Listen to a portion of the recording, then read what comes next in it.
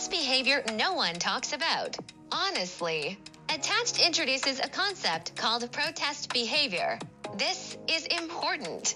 Protest behavior is what anxious people do when their attachment needs aren't being met, but they don't know how to ask directly.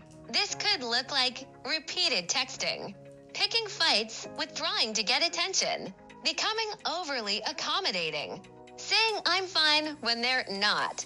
From the outside, this looks irrational.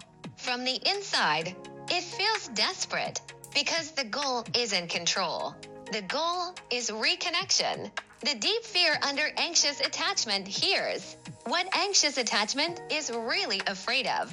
If I'm not paying attention, if I don't try harder, I could lose this relationship. So anxious people often believe love must be maintained through effort. They confuse love with vigilance. And over time, this creates exhaustion, not just for them, but for the relationship.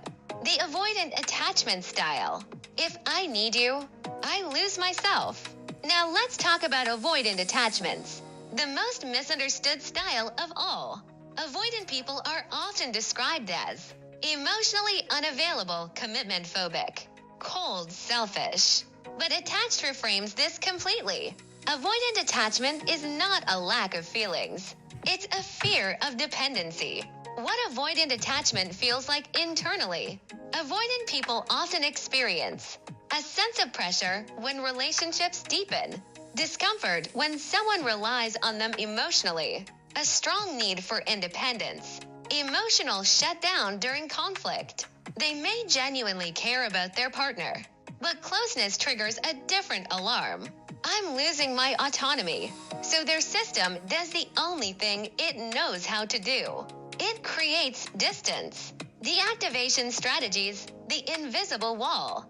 Avoidant attachment relies heavily on something called deactivation strategies. These are mental and emotional moves that helps the avoidant person reduce intimacy. Examples include focusing on a partner's flaws, fantasizing about being single, minimizing the importance of the relationship, avoiding emotional conversations, withdrawing during conflict.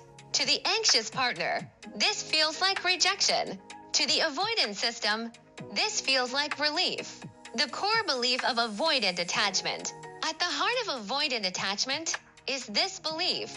If I depended on someone, I will lose control, freedom, or safety. So avoidant people often choose self-sufficiency over connection, not because they don't want love, but because love feels risky.